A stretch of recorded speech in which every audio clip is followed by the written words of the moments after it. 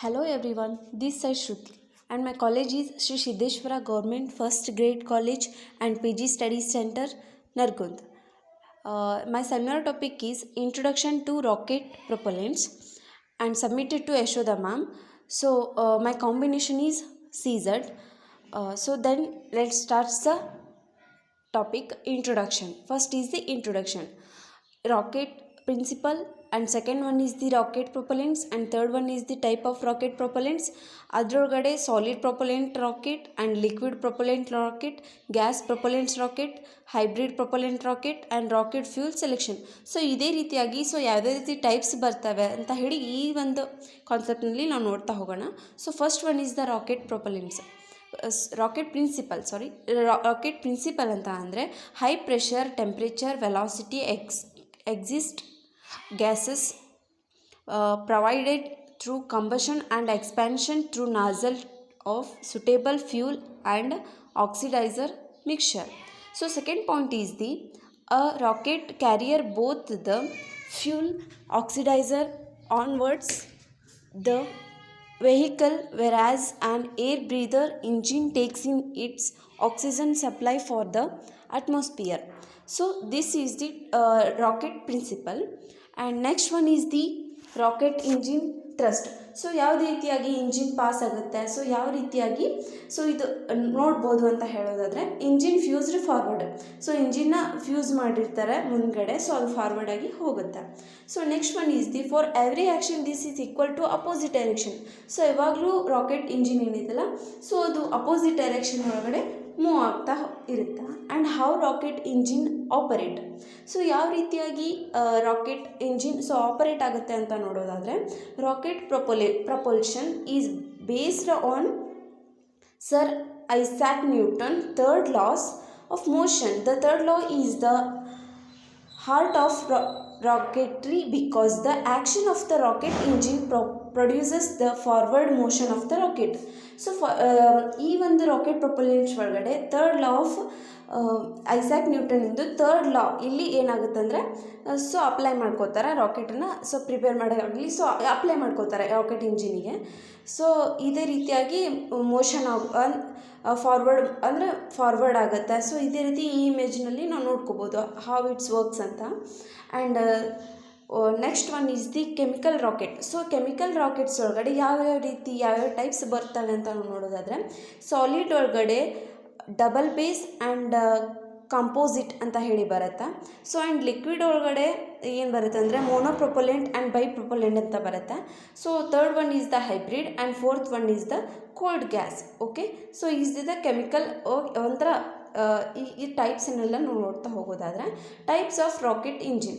So ಯಾವ ರೀತಿ types of rocket engine ಇದೆ ಅಂತ ಹೇಳಿ ನೋಡೋದಾದರೆ, ಸಾಲಿಡ್ ಪ್ರೊಪೊಲೆಂಟ್ಸ್.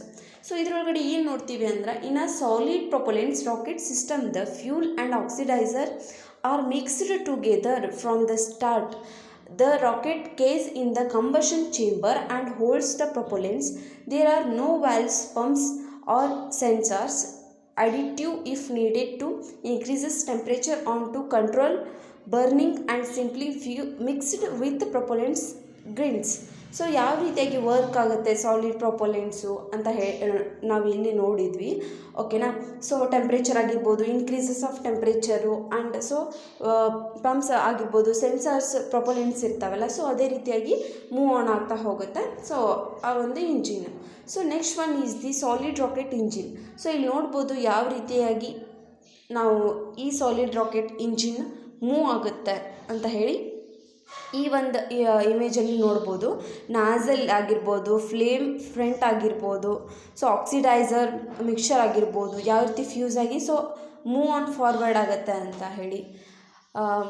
ವಿ ಅಂದರೆ ವೆಲಾಸಿಟಿ, ಎಮ್ ಅಂದರೆ mass of flow rate and P is the pressure.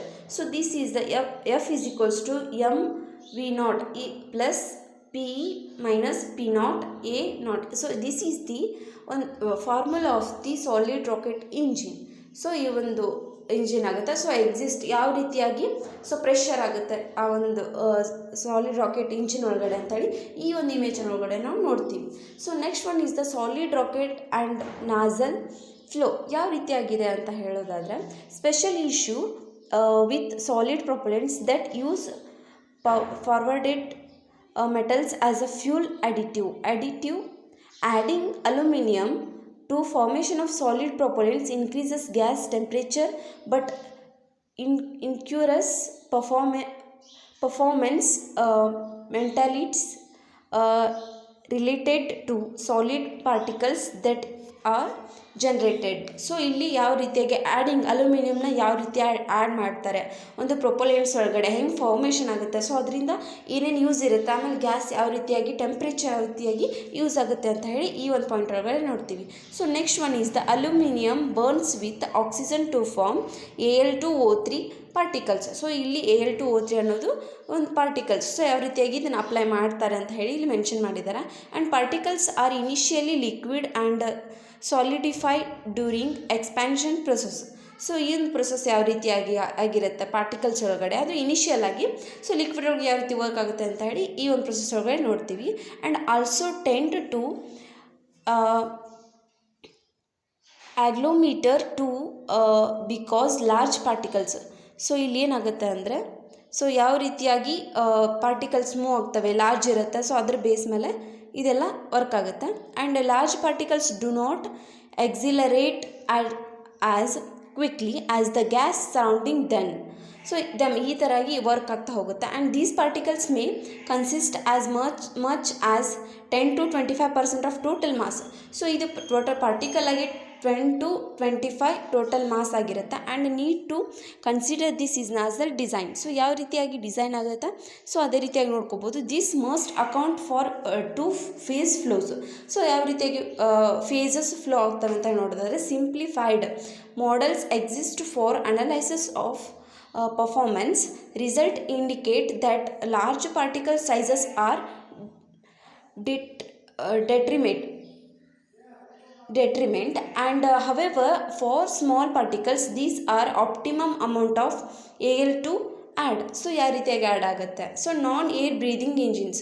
So ಯಾವ ರೀತಿಯಾಗಿ ವರ್ಕ್ ಆಗುತ್ತೆ ಅಂತೇಳಿ ಇಲ್ಲಿ ಸಾಲಿಡ್ ಪ್ರೊಪೊಲೆಂಟ್ಸ್ ರಾಕೆಟ್ ಇದೆ, ಇದು ಲಿಕ್ವಿಡ್ ರಾಕೆಟ್ ಪ್ರೊಪೊಲೆಂಟ್ಸ್. ಸೊ ಯಾವ ರೀತಿಯಾಗಿ ಪ್ರೆಷರ್ ಇರುತ್ತೆ, ಸೊ ಯಾವ ರೀತಿಯಾಗಿ ಆಕ್ಸಿಡೈಸರ್ ವರ್ಕ್ ಆಗುತ್ತೆ, ಸೊ ಟೆಂಪ್ರೇಚರ್ ಯಾವ ರೀತಿ ಇರಬೇಕು. ಸೊ ಈ ಒಂದು ಇಮೇಜಲ್ಲಿ ನಾವೆಲ್ಲನೂ ಕ್ಲಿಯರ್ ಕಟ್ಟಾಗಿ ನೋಡ್ಕೋಬೋದು. ಓಕೆನಾ. So next one is the liquid propellant rocket. Okay. So liquid propellant classifications ಅನ್ನೋದಾದರೆ monopropellants consider its oxidizer and fuel in one solution may be a single chemical combustion. The compounds are stable at ordinary temperature and pressure but break down when heated and pressurized or when the breaking down process to is started by a catalyst. So ಯಾವ ರೀತಿಯಾಗಿ work ಆಗುತ್ತೆ ಅಂತ ಹೇಳಿ ನಾವಿಲ್ಲಿ ನೋಡೋದಾದರೆ monopropellant rockets are simple since they need only one propellant tank and associated equipment. So ಇದೇ ರೀತಿಯಾಗಿ ಇಲ್ಲಿ ನೋಡ್ಕೋಬೋದು. ಸೊ ಪ್ರೆಷರ್ ಆಗಿರ್ಬೋದು, ಟೆಂಪ್ರೇಚರ್ ಆಗಿರ್ಬೋದು, ಯಾವ ರೀತಿ ಸುಟೇಬಲ್ ಆಗುತ್ತೆ ಅನ್ನೋ ರೀತಿ ಮೇಲೆ ಸೊ ಇದು ಮೂವ್ ಆನ್ ಆಗ್ತಾ ಹೋಗುತ್ತೆ. And next one is the liquid rocket engine. So ಇಲ್ಲಿ ಫ್ಯೂಲ್ ಇದೆ, ಇಲ್ಲಿ ಆಕ್ಸಿಡೈಸರ್ ಇದೆ, ಇದು ಪಂಪ್ಸ್ ಇದೆ, ಆ್ಯಂಡ್ ಇಲ್ಲಿ ಕಂಬಷನ್ ಚೇಂಬರ್ ಇದೆ, ಆ್ಯಂಡ್ ನಾಸಲ್ ಇದೆ, ಇದು ಎಕ್ಸಿಸ್ಟ್. ಸೊ ಇದೇ ರೀತಿಯಾಗಿ ಇಲ್ಲಿ ಟೆಂಪ್ರೇಚರ್ ಪಾಸ್ ಮಾಡಿದಾಗ ಸೊ ಯಾವ ರೀತಿಯಾಗಿ ಮೂವ್ ಆನ್ ಆಗುತ್ತೆ ಅಂತ ಹೇಳಿ ಇಲ್ಲಿ ಒಂದು ನೋಡ್ಕೋತೀವಿ. So this is the gas propellant rocket. So okay. So ಇದರಲ್ಲೂ ಕೂಡ ಏನೇನಿರುತ್ತೆ ಅಂತ ಹೇಳಿ ನೋಡೋದಾದರೆ ಪ್ರೊಪೊಲೆಂಟ್ ಗ್ರೀನ್ ಇರುತ್ತೆ, ಇಗ್ನಿಷನ್ ಇರುತ್ತೆ, ಆ್ಯಂಡ್ ಪ್ರೆಷರ್ ಯಾವ ರೀತಿಯಾಗಿರುತ್ತೆ. ಸೊ ಇದೇ ರೀತಿಯಾಗಿ ಎಲ್ಲನೂ ನೋಡ್ಕೋಬೋದು, high pressure, low pressure, and ಯಾವ ರೀತಿಯಾಗಿ ಮೂವ್ ಆನ್ ಆಗುತ್ತೆ ಅಂತ. So next one is the types of hybrid rocket engines. Hybrid propellants combustion in a single rocket engine. Many of the advantages of both liquid and solid propellant rockets. So flexibility gives the hybrid rocket its biggest operational advantage. Okay, it can be rotate from 0 to full thrust. I can be stopped and started it in flight. So ಯಾವ ರೀತಿ flight move ಆಗುತ್ತೆ ಅಂತ ನೋಡ್ತೀವಿ. And hybrid rocket. So this is the hybrid rocket, solid fuel liquid oxidizer example. So ಇದೇ ರೀತಿಯಾಗಿ example ಕೊಟ್ಟು ನೋಡೋದಾದರೆ ಇದು ಒಂದು ರಾಕೆಟ್ ಆಗಿರ್ತೈತಿ.